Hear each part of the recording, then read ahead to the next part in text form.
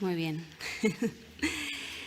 Bienvenidas de nuevo a este congreso, que la mañana ha sido intensa, pero la tarde aún va a ser más. O sea que os animo a seguir con ese ímpetu y ese interés que creo que todas hemos tenido desde la mañana. Hemos iniciado la mañana profundizando sobre el marco teórico, el marco normativo y tras el descanso, ese café que nos ha dado fuerzas, hemos reflexionado sobre estrategias de reparación y de qué manera se está interviniendo en los recursos de atención especializada. Y ahora os invito a adentrarnos en el recorrido histórico de las violencias sexuales, la cultura de la violación. Es decir, ese conjunto de creencias, ideas y actitudes que justifican y normalizan la violencia sexual y sus nuevas expresiones. Como os comento, Bárbara Tardón, Recio, que va a ser nuestra siguiente ponente, nos presenta el siguiente título de la ponencia: Recorrido histórico de las violencias sexuales, cultura de la violación. Supone una mirada al pasado que han impulsado los cambios sociales y culturales que han permitido la aprobación de la Ley 10/2022 de Garantía y Protección Integral de la Libertad Sexual, la primera norma de alcance estatal dirigida a garantizar el derecho de todas las mujeres a la libertad sexual y a vidas libres de violencia sexual. Bárbara es doctora internacional en estudios interdisciplinares de género, investigadora, consultora y activista feminista experta en violencia sexual contra las mujeres y derechos humanos. Ha trabajado para diversas ONGs e instituciones nacionales e internacionales. Así que cuando quieras, Bárbara, el escenario es tuyo. Gracias.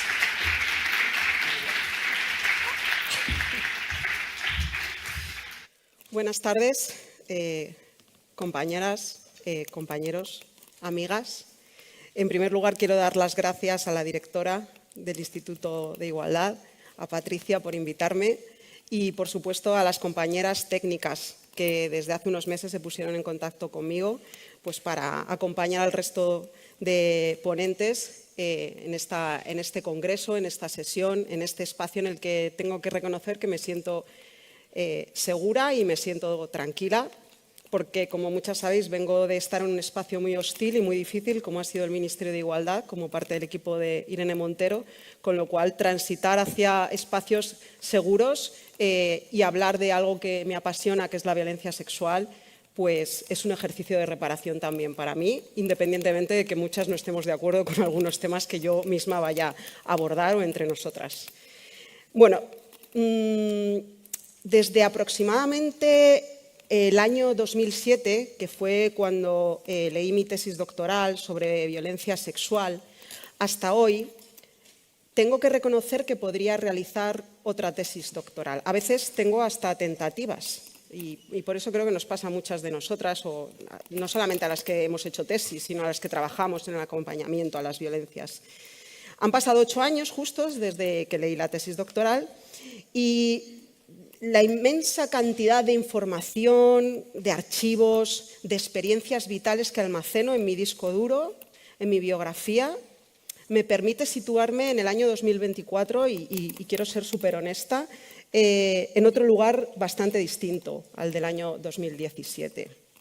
Es más, voy a ser también honesta, desde que empecé a pensar en esta intervención, que era agosto, hasta hoy, también he pensado en cómo iba a abordar esta intervención, porque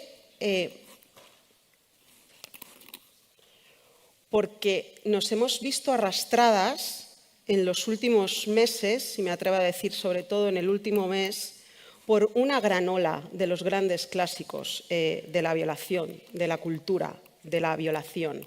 Vía, como diría la compañera Nerea, representaciones culturales. También podemos hablar de productos culturales, que sí que creo que merecerían, y de hecho las compañeras lo han hecho, otra conversación y otra ponencia aparte. Es verdad que uno de los aprendizajes más importantes de todos estos años, de mi biografía y de mi experiencia en el Ministerio de Igualdad, y de todo lo que ha sucedido, ese cambio social y cultural al que nos hemos visto abocadas todas las mujeres que estamos en esta sala, e intuyo que algunos hombres también, está ligado con una profunda reflexión que hago sobre el impacto de lo que considero todavía aún poco estudiado, al menos en el contexto de nuestro país, de lo que es la cultura de la violación. Me atrevo a decir que aunque todas hablemos de cultura de la violación, necesitamos todavía producir mucho sobre el impacto de la cultura de la violación en la historia social, económica, política y cultural. Yo llevo varios años, fijaros, es interesante, cuando estaba en el Ministerio de Igualdad y todo era violencia, lo que me abstraía de la violencia era investigar sobre la violencia. Es una paradoja, que seguro que la compañera Norma quizás pueda darme alguna explicación, pero me abstraía a pensar y investigar e irme a las fuentes históricas para investigar sobre la historia de la violencia sexual. Y después, además de empaparme, y sigo haciéndolo, esto es como, es incluso entras en un modo obsesivo, a mí me decía la psicóloga que las psicólogas y psiquiatras que estén aquí lo sabrán, que tengo una enfermedad que es la enfermedad de la duda, porque es como siempre me pregunto, siempre me hago preguntas sobre muchas cosas, que tiene un nombre que no os lo voy a traducir en el DSM-5.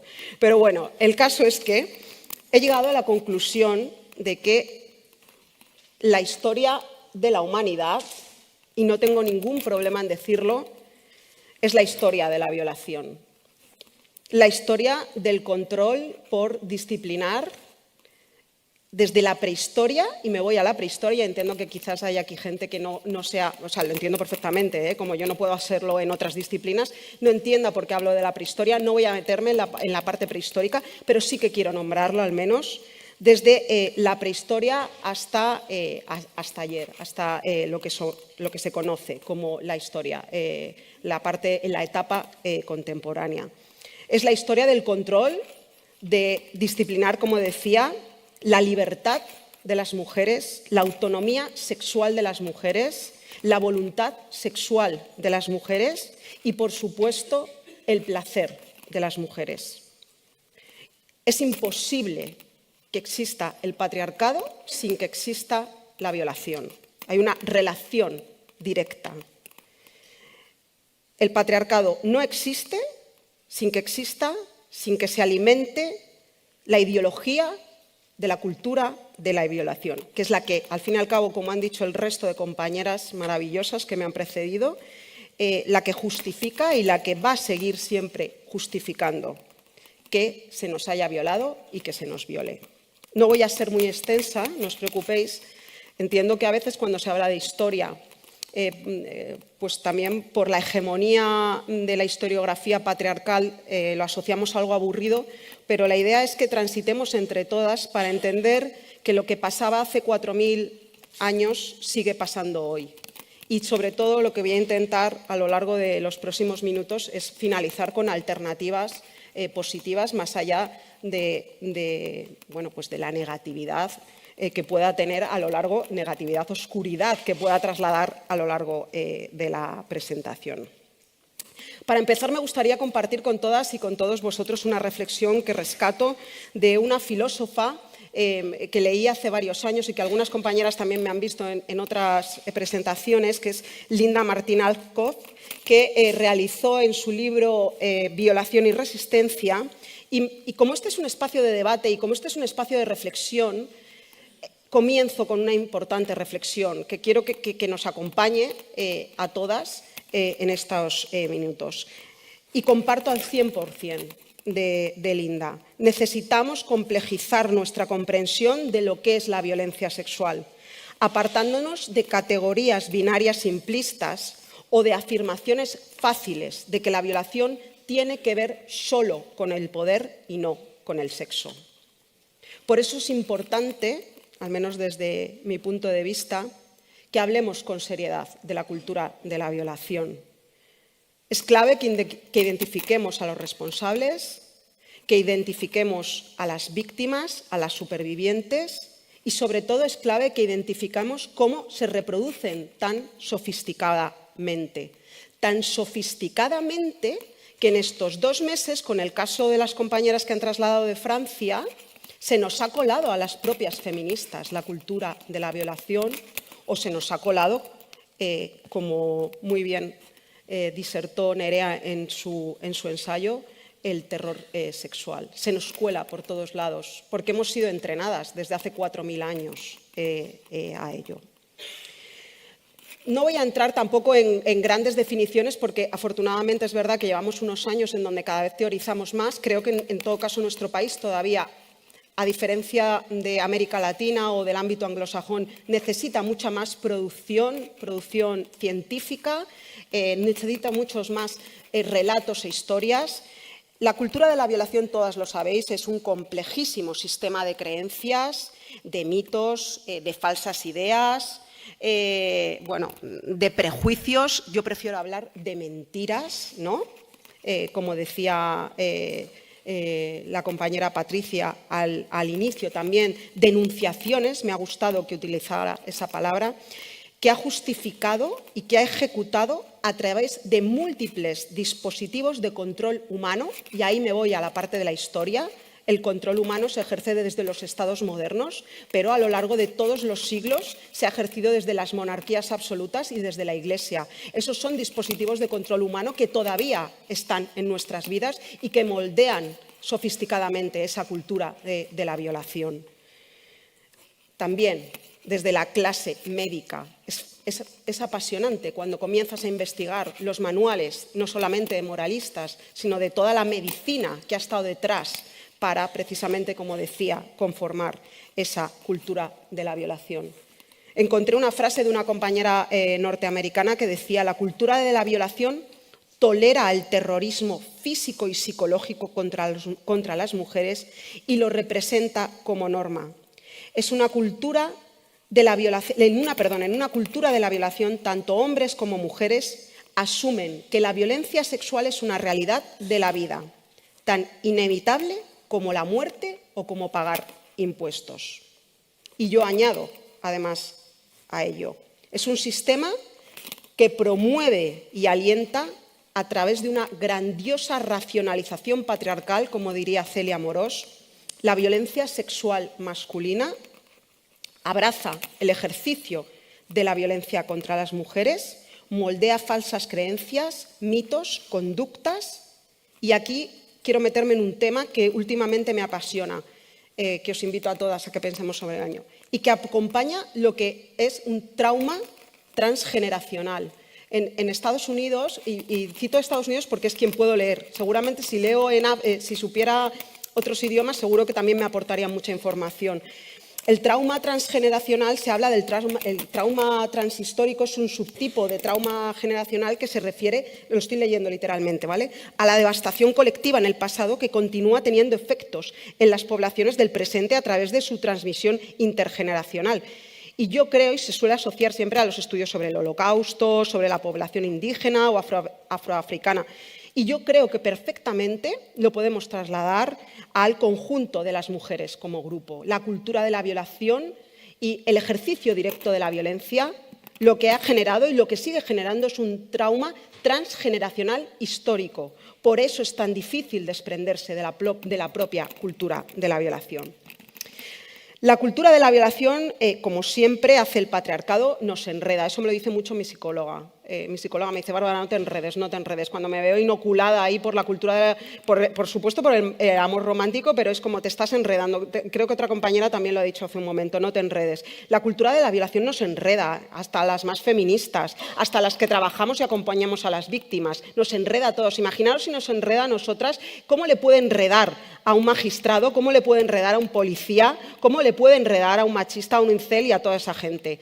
A toda esa gente con respeto a las buenas fuerzas y cuerpos de seguridad y a los magistrados y magistradas. ¿Entendéis el contexto en el que estoy hablando? Tengo que siempre pedir perdón porque estoy acostumbrada en el ministerio a pedir perdón por todo y entonces lo he interiorizado en mi biografía. Pero bueno, como trabajo con diferentes instituciones, sé que no lo van a malinterpretar.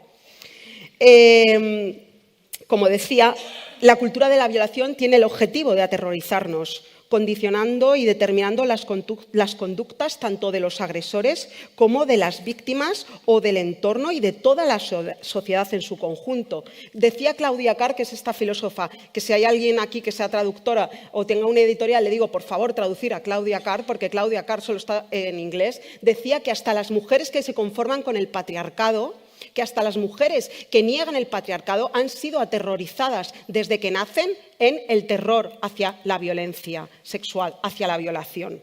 La cultura de la violación prescribe quién es un agresor y quién no es un agresor, quién es víctima y quién no es víctima, cómo se debe de comportar un agresor y cómo debe de comportarse una víctima.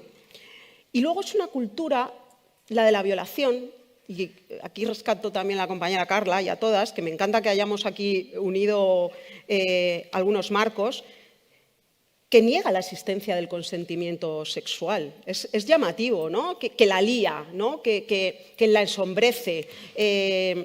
No sé qué has dicho antes, Carla, que me ha gustado un montón también, como que la enreda, ¿no? Que es como que nos hace dudar de qué es eso del consentimiento, que nos lleva a un consentimiento del siglo XIX como si las feministas del siglo XXI no supiéramos reinterpretar el consentimiento, que trasciende lo que es un contrato neoliberal, que sabemos perfectamente la diferencia entre consentir y no consentir, que sabemos lo que es el consentimiento deliberado y que sabemos además determinar cuándo hay o cuándo no hay una agresión sexual, hasta cuando te tocan por la espalda. Hay un plano precioso en la película de Nevenka que os animo a que la veáis porque es más allá de lo cinematográfico, que no me voy a meter, es una película que hace un relato estupendo de cómo esa cultura de la violación nos atrapa como una nube, y hay un momento en donde el agresor sexual, el alcalde de Ponferrada, toca sutilmente la espalda de ella, el plano y nos dice todo a todas.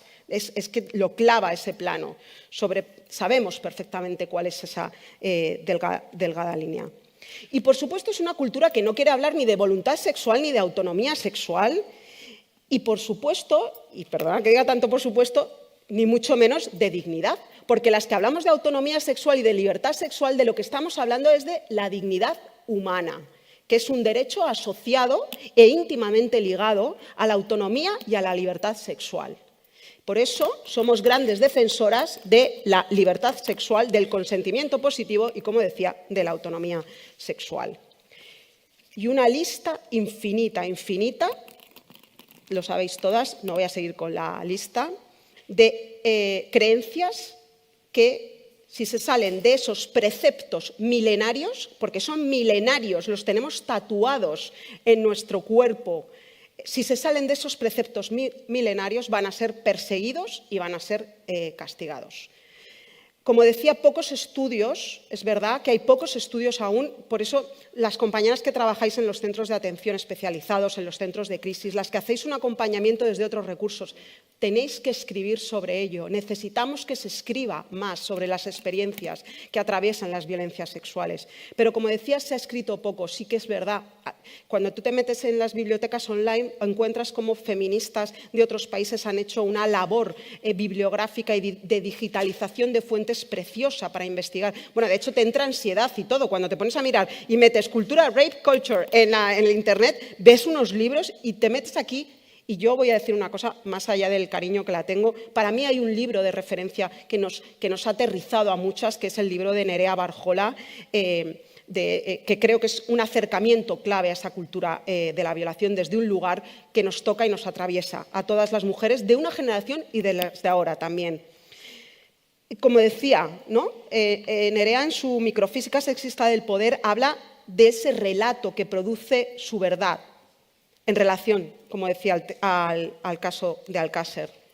Un relato que continúa perfeccionándose. Es que se adapta en el tiempo, ya lo vais a ver. El mecanismo que lo sustenta es la producción de un saber que de manera reiterada elabora verdad sobre peligro sexual. También es llamativo, que también lo ha dicho una compañera, no me acuerdo ahora mismo cuál, porque todas las intervenciones me han encantado, que lo sepáis.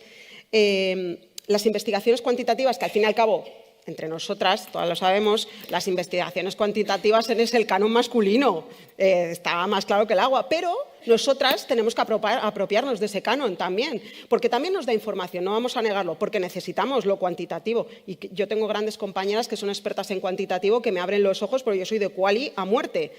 Pero lo cuantitativo nos da mucha información. Y es verdad, y también lo habéis señalado, lo habéis indicado algunas compañeras, en el caso al menos de nuestro país ha habido muy pocas investigaciones de lo cuanti sobre esa cultura de la violación y sobre lo que se conoce como, en el ámbito más académico y científico, como la percepción social que existe en torno a los mitos y en torno a las falsas creencias, pero quiero que sepáis, y seguro que muchas ya lo sabéis, que ya desde los años 80, señoros, pero también feministas académicas y también del movimiento político feminista han estado elaborando lo que se conoce como las escalas de aceptación de la violación. Y lo que han tenido es, a través de esas escalas de aceptación de la violación, para medir para evaluar la percepción de esa cultura de la violación, lo que han hecho también es ir adaptando esas escalas a los tiempos. Evidentemente, la de los años 80, que aquí no la podéis ver bien, es una escala de aceptación que, si entras en las preguntas, disculpad por la expresión, flipáis, porque es que la propia escala para medir la evaluación de los mitos contiene cultura de la violación, solamente se preguntaba por la violación con penetración, eso ya es propia cultura de la violación, se obviaban otras, y lo que se ha hecho es ir adaptando esas escalas. Y yo creo que ahora, en el año 2019, como todas sabéis, porque lo habéis visto en muchos, y por eso nos sirven también los estudios cuantis, nos dan materia. Como sabéis, se elaboró la primera investigación que hizo el Gobierno del Estado de España sobre percepción social de los mitos, lo que era el Ministerio, lo tengo aquí apuntado, el Ministerio de Consumo y Sanidad. No sé si os lo creeréis. En el 2019 el Ministerio de Igualdad era de Consumo, Pues el Ministerio elaboró esta investigación y había un dato muy relevante, que muchas compañías lo comparten también siempre, es que cuando preguntaban ante uno de esos grandes mitos que todavía está presente, seguramente entre las que estamos aquí no está, pero entre otros actores institucionales está muy presente, es cuando le preguntaban en ese cuestionamiento, perdón, cuando hacían la pregunta, no me sabía, ¿el alcohol es a menudo una causante de que un hombre viola a una mujer? Es que la respuesta es que era en el 50% de los casos los hombres contestaban que sí.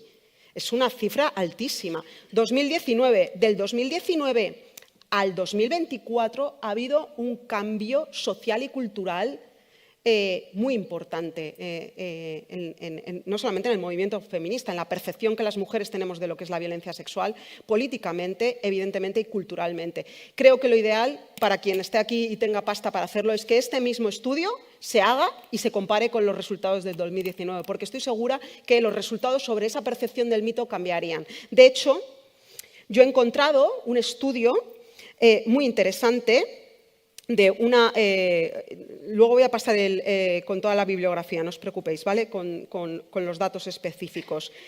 Un estudio de una tesis doctoral de una chica norteamericana del año 2019 que concluía algo muy interesante. Ella lo que hizo es estudiar cómo se reproducía esa cultura de la violación y esos falsos mitos a través de Facebook. Y era interesante lo que sacaba y la conclusión que sacaba. Concluyó, por ejemplo, sacó 30 mitos distintos sobre la violación que encontró en línea. Y uno de ellos, también os lo dejo para que penséis, es, bueno, el primero, todas lo conocemos, entre los falsos mitos sobre la violación, encontró que uno de los mitos con mayor prevalencia localizados en el database era que las mujeres denuncian violación por intereses personales, que es lo que también Carla, que todas sabemos, o sea, hay unos intereses detrás brutales. Y luego hay uno que me ha llevado a pensar, para que también entre todas pensemos sobre ello, que es interesante.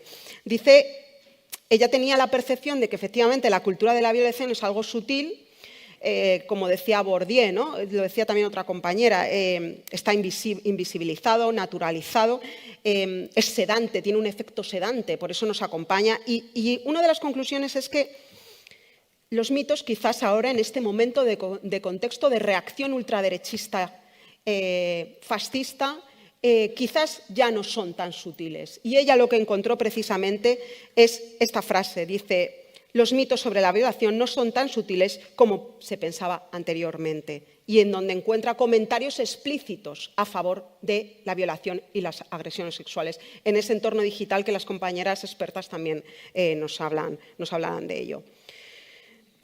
Como sabéis, no se ha vuelto a actualizar. Como decía, os animo a que hagáis o hagamos entre todas un nuevo estudio. Pero hay una cosa apasionante que tiene que ver con lo que estoy investigando y, como decía, con lo que me suplía la ansiedad de mis años en el Ministerio. Es que cuando me ponía a investigar en las fuentes que están digitalizadas o en los archivos o en las investigaciones que han hecho historiadoras e historiadores sobre la violencia sexual, lo que me encontraba y lo que me he encontrado es mitos calcados en el siglo XVI, en el antiguo régimen, XVI, XVII, XVIII, calcados a los que hemos visto con el caso francés o lo que vemos también en el caso de este país. Mitos que siempre permean bajo lo que Nerea Barjola denominó el régimen del terror, que nos disciplinan desde hace siglos y siglos. Claro, lo que yo decía ayer cuando estábamos en el debate del documental de Almudena, de No estás sola, es que, claro, es que llevamos 4000 años inoculándonos el mito. O sea, es que ni en una legislatura ni en 30 años vamos a conseguir destronar la cultura de la violación, aunque toda la estructura y el patriarcado tiene como grandes expectativas, por eso tienen miedo realmente. Y uno de los mitos, voy a centrarme en dos mitos muy conocidos por todas. Uno es el mito de la violación real, ¿no? De la violación genuina, que parece mentira, pero aquí una compañera y yo, hace 3 días en una formación específica de acoso sexual laboral, una alumna nos llegó a decir, en un curso de acoso sexual laboral, nos llegó a decir que una mujer que bebía alcohol era responsable. O sea, nos lo dijo y nos lo defendía. Pero no solamente, sino también utilizó ese otro gran mito del uso de la fuerza, que está asociado a lo que todas conocéis como ese imaginario de lo que es la violación real. Lo de que para que exista una violación real tiene que existir el uso de la fuerza o que exista un daño. Cuando echamos un vistazo a las representaciones culturales, a las producciones culturales a lo largo de la historia, yo he descubierto a través, tirando de la teoría también y del pensamiento de Nerea, y mezclando con la corriente más histórica y con mi experiencia en las violencias sexuales, he descubierto, gracias a historiadoras y a historiadores que no son feministas, pero que realmente de lo que te están hablando es de la historia de la violencia sexual, cómo entre los siglos XVII y XVIII había una gran demanda de arte entre las clases pudientes, entre las monarquías, entre la nobleza y entre el clero, de representar la violencia sexual, toda la mitología en torno a la violencia sexual que representa el mito, o sea, uno de los grandes clásicos de la cultura de la violación. Rubens, Tintoretto, Tiziano, la propia historia de Lucrecia, ¿no? Es lo que he encontrado que escribe además una historia, bueno, no es historiadora, perdón, creo que es historiadora del arte. Mónica Alcalá Galán habla de que en los siglos XVI y XVII en Europa la cultura visual e iconográfica muestra una ideología del dominio. ¿Y cómo la muestra? Utilizando imágenes de violencia sexual con el gran mito o con esa representación clásica. Es lo que se conoce como la degradación del cuerpo mancillado por la fuerza, como decía San Agustín. Cuerpos subyugados, además, como observamos, que celebran la fuerza, en donde además también siempre se representa al agresor. Si os dais cuenta, yo os animo a que entréis en todo el arte de esa época, al agresor desde esa monstruosidad que también hemos hablado, pero que no desaparece, lo hemos visto al inicio. O sea, grandes titulares del País, que yo pensaba en las periodistas del País que hacen grandes artículos, y yo decía, pobrecitas mías, que sus compañeros hombres hablan de monstruos. Y es como, deben de estar en crisis las compañeras. Con titulares, había un titular que os he puesto al inicio, que es que era el titular y ¿cómo se llama? El subtitular, me lo estoy inventando. Pues es que también hablaban de monstruos todo el día, el monstruo. Pues en las representaciones culturales observamos monstruos por todos lados. Al fin y al cabo, es la idea representativa del poder en una época. Es la idea política, la ideología política que se inspira en esa violencia sexual. Además, recordar que es el momento de las monarquías absolutas, el momento de la hegemonía imperial, el momento del colonialismo puro y duro. Había una cosa, como dice George Vigarello, que es un historiador que habla de la historia de la violación, pero lo lleva al caso de Francia, que estaba instalada en la mentalidad colectiva, como nos pasa ahora, la idea de que las mujeres pudieron resistirse, que las mujeres pudieron negarse, oponerse a la comisión del delito, diríamos ahora. Que aunque para nosotras sea algo básico, se sigue asociando el violador, el agresor sexual, a un estatus social, a un estatus cultural. Pero si nos vamos al antiguo régimen, me ha parecido interesantísimo, os lo voy del mismo estudio, me ha parecido interesantísimo cómo en el estudio observamos, ya, no tengo entre esto, observamos a abad, abogado, abogado de Chancillería, alcalde, alférez, seguimos, licenciado, labrador, jornalero, hortelano, fiscal del rey, fiscal de la Chancillería, escribano, estudiante, fabricante, cura, corregidor, todos, es exactamente igual que ahora. Los agresores no son monstruos, son hombres normales, en el siglo XV, en el siglo XVI y en el siglo XXI. Y esto es cultura de la violación, cómo nos la cuelan cada día. Para mí es muy importante esta retrospectiva histórica. Y os cuento por qué para mí es muy importante. Porque muchas veces hacemos análisis muy cortoplacistas de lo que es la violencia sexual. Y a veces entramos también en esas dinámicas en donde se viola más que nunca, hay manadas más que nunca. Y cuando entras en las fuentes te das cuenta de que la violencia es un continuo en la historia, de que se ha violado en manada desde siempre y de que, como decía, los agresores son muchos. El monstruo, hace 2 días encontré esto también, cómo se representa al agresor sexual en la televisión inglesa, y el monstruo que es este señor, Plácido Domingo, también un hombre normal y corriente en el que Madrid, desgraciadamente, le rinden homenajes en el teatro real. Una cultura de la violación que ampara, protege al agresor. Una cultura de la violación que se cuela por todos los espacios de sociabilidad humana, y lo sabéis perfectamente, en la escuela y en el ámbito académico. Por eso es necesario más que nunca también los centros de atención especializados, los recursos, los centros de crisis, porque a las alumnas las agreden sexualmente en la academia, en la escuela, pero no solamente a las alumnas, los profesores, los alumnos. Hicimos una exposición, y desde aquí también invito al Gobierno de Navarra a que os la traigáis, porque es una exposición de todas. Es una exposición que algunas conoceréis, que llevas puesto cuando me violaron. Nos pusimos en contacto con su autora, que es Jane Brockman, que es de la Universidad de Texas, que hizo una exposición para desmontar todos los mitos en torno a lo que llevabas puesto cuando fuiste agredida sexualmente, precisamente para desmontar el mito del agresor ideal. Y en el trabajo que hicimos en el Ministerio con esta exposición, que es gratuita, que traérosla donde queráis, llevarla a una universidad, llevarla al centro de atención, llevarla donde queráis porque es de todas, se estuvo trabajando 1 año y medio con varias víctimas. O sea, hubo un proceso previo, no solamente de exposición de los resultados, sino un proceso previo de acompañamiento para contar lo que ellas querían que se contara, para desmontar. Y teníamos el caso, no lo puedo poner ahora porque no nos da tiempo, pero una de las ideas, que escucharais a Laura cuando relataba cómo su profesor del máster estudió una carrera de ciencias y su profesor, bueno, pues es inquietante escucharla, cómo la agredió y cómo fue todo ese proceso de acoso.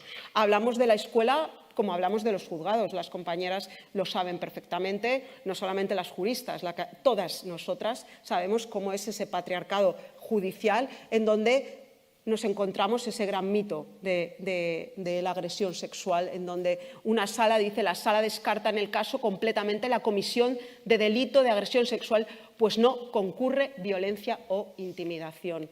Y así tendríamos numerosos testimonios, numerosas voces. Las nuestras también podrían estar ahí, lo tengo clarísimo.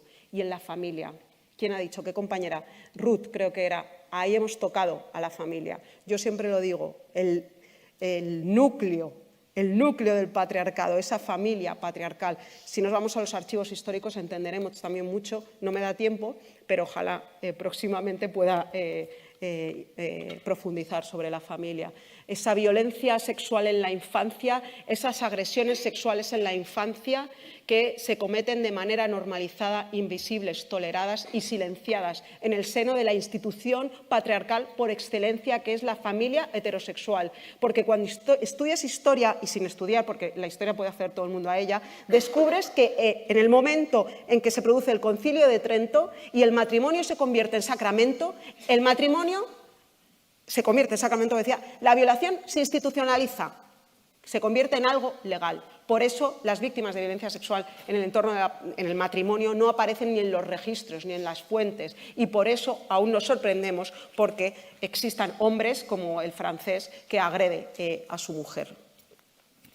Por último, concluyo, no puedo echar aquí un chorreo y vomitar sobre la cultura de la violación sin ser propositiva, que es algo que me acuerdo y tengo que reconocer que ahora sí que hablo desde mi conocimiento situado y desde mi experiencia. Y una de las cosas que más me dolía cuando yo estaba en el Ministerio de Igualdad era que el ataque sin propuesta. Se sufre mucho en la institución cuando te atacan sin proponer y se sufre eternamente. Luego te tienes que recuperar de ese proceso cuando has sido además feminista en ese sentido. Yo propongo varias cosas, pero las resumo. Tenemos que cambiar de una cultura de la violación a una cultura del consentimiento. Pero cultura del consentimiento también implica entrenarnos en ser asertivas. Y a ellos también les han entrenado desde que nacen en ser asertivos. Tenemos que pasar a la cultura de la asertividad. A mí me da mucha envidia que los hombres sean tan asertivos y que yo no haya podido ser igual de asertiva a lo largo de mi vida. Tenemos que seguir haciendo incidencia política. Pero es más, aquí lanzo un mensaje a las compañeras feministas que hacen incidencia en instituciones, otras no. Por favor, hagamos incidencia en las instituciones de nuestros territorios, que son las que están más cercanas a nuestras vidas. No nos olvidemos que en eso consiste también transversalizar nuestras demandas y nuestras proclamas, no solamente hacer incidencia a un Ministerio de Igualdad. Yo me acuerdo cuando estaba en el Ministerio de Igualdad, es que todo el mundo pensaba que la responsabilidad de todo era del Ministerio de Igualdad. Y si conocemos cómo es el régimen competencial de este Estado, sabemos que se puede hacer mucho desde lo territorial y desde local. Por supuesto, ¿qué voy a decir yo? Hay que implementar ya, con urgencia, la Ley 10/2022. Han pasado 2 años desde que se aprobó la ley y apenas se han implementado su articulado. Las ayudas económicas, el derecho a las ayudas económicas para las supervivientes, la atención especializada, la reparación, la asistencia jurídica letrada. Bueno, pues os animo a que leáis todo ese catálogo de derechos, que lo que viene a hacer, desde mi punto de vista, es arrasar contra la cultura de la violación. Por eso la reacción patriarcal, cuando aprobamos la ley, fue tan cruenta contra el Ministerio y contra la ley. Y por último, y aquí rescato unas palabras también de Nerea, por favor, reapropiémonos, ¿no?, de los productos culturales, de las representaciones culturales. Tenemos que hacernos dueñas de esas representaciones culturales, no les demos hueco. Y eso implica también que hablemos de la ley de libertad sexual, que no tengamos miedo a hablar de ella. Yo llevo ya casi un año fuera del Ministerio y se sigue sin nombrar la ley. Voy a foros y se sigue sin nombrar. Se habla de educación sexual, se habla de vamos a acompañar a las víctimas, pero nadie nombra la ley de libertad sexual. Por eso os animo a que os leáis la ley y os apropiéis de ella. Y para terminar, estoy leyéndome este libro, Yo me había enfadado con Bell Hooks en el libro del amor porque me parecía como un amor que me chirrió por todos lados. Pero estoy leyendo este libro que es precioso y os recomiendo, que es Enseñar a transgredir, en un espacio simbólico y seguro como este. Bueno, pues me parece que es muy importante lo que dice Bell Hooks en sus palabras. Dice: doy gracias por poder estar aquí y dar fe de que si nos mantenemos firmes en nuestra convicción de que el pensamiento feminista se debe compartir con todo el mundo, ya sea a través de la palabra hablada o escrita, y creamos teoría con esta prioridad en la cabeza, podemos impulsar un movimiento feminista en el que la gente deseará y ansiará participar. Muchas gracias y lo siento.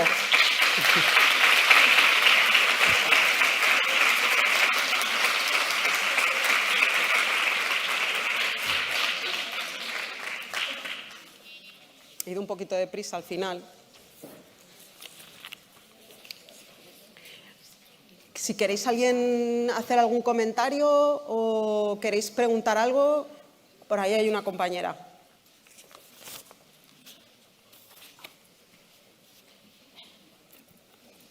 Hola, buenas tardes. Nada, yo quería comentar que la primera diapositiva que has puesto, que ponía la historia de la humanidad es la historia de la violación, que ya sé que estamos en un congreso de violencia sexual, pero a mí enseguida me ha parecido otra frase que es: la historia de la humanidad es la historia de la explotación de las mujeres. En el sentido de, dentro está la violación, ¿no? Pero que no se nos olvide que es la explotación a nivel doméstico, a nivel laboral, porque hoy en día los cuidados, por ejemplo, están basados en la explotación de las mujeres. Entonces, sin más, me apetecía ampliarlo porque ya sé que el foco es la cultura de la violación, pero también la explotación, que no perdamos. Y luego, en este tema de la cultura de la violación, a mí me apetecía hacer énfasis en que la que se produce dentro del ámbito escolar, bueno, no toda, pero hay una parte que tampoco la nombramos, que tiene que ver con la seducción, que a veces es difícil que sea un profesor desde una posición de poder seduce a una alumna y hay, bueno, pues eso, que a veces, ¿cómo lo digo? Y hay un encuentro sexual a veces, eso no lo consideramos como agresión sexual porque no ha habido fuerza, porque no ha habido violencia, pero que también que nos demos cuenta, para ponerlo de relieve, que a través de la seducción también se produce cultura de la violación. Y me apetecía comentar esto. Pues yo estoy totalmente de acuerdo contigo, no tengo nada más que añadir. La historia de la humanidad es la historia del patriarcado, pero el patriarcado desemboca en la explotación, en la violación. Pero como yo estoy hablando de violación y de agresión sexual, me he centrado en eso, pero estoy totalmente de acuerdo contigo. No sé si queréis...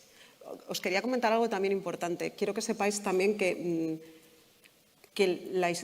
la cultura de la violación es también que no haya centros de crisis o centros de atención especializados en todos los territorios de este país. Es la premisa de la cultura de la violación. Si tú no abres un centro de atención especializado, estás diciendo que no crees a las mujeres. Y no creer es la clave también, una de las claves de la cultura de la violación.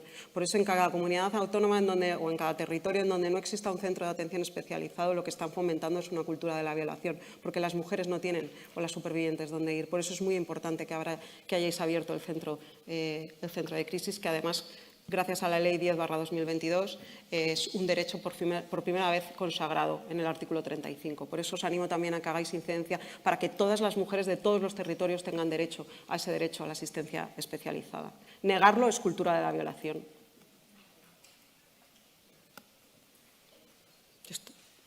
¿Alguna queréis comentar algo? ¿Atreveros a hacer alguna reflexión?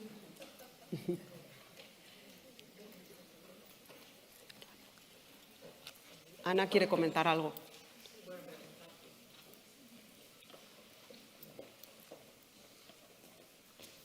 Bueno, es una cosa del power que has dicho al principio que a mí me parece muy interesante, que siempre nosotros lo hemos comentado, pero como muy por encima, y aunque ahora no hay mucho tiempo, pero has hablado de, a veces hacemos mucho esta dicotomía, ¿no?, entre sexualidad y poder, que analíticamente es súper interesante, ¿no? Y esto no tiene que ver con el sexo, esto es violencia, pero es cierto que la sexualidad patriarcal está impregnada de violencia, ¿no?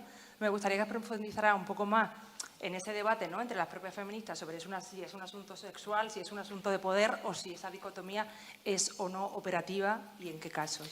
Bueno, yo creo que eso es un debate, muchas gracias Ana por esta pregunta, es un pedazo de debate que hay dentro del feminismo y que tenemos las propias feministas. Yo creo que el hecho de hablar de la violencia sexual y de hablar de sexualidad no la hace menos violenta a la agresión y hablo mucho sobre ello porque creo que cuando no hablamos de violencia sexual y no hablamos de sexualidad, lo que hacemos es también despojarnos precisamente de esa sexualidad y de ese deseo y de esa autonomía sexual que es lo que han hecho a lo largo de la historia.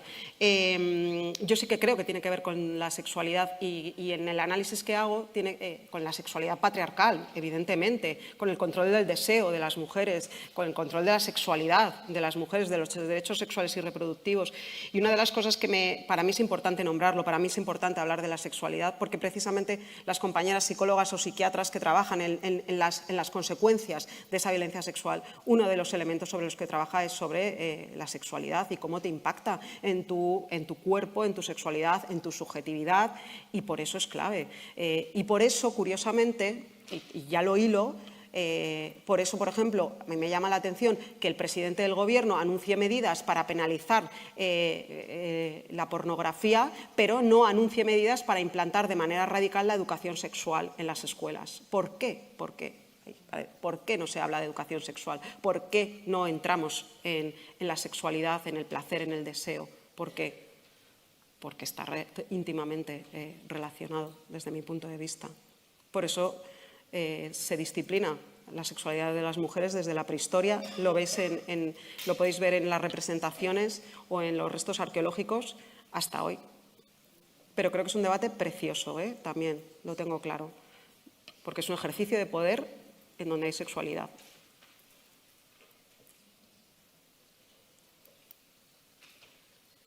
Y pues muchas gracias. Ahora me vais a ver sentada. Sí, ya no sé qué voy a aportar, pero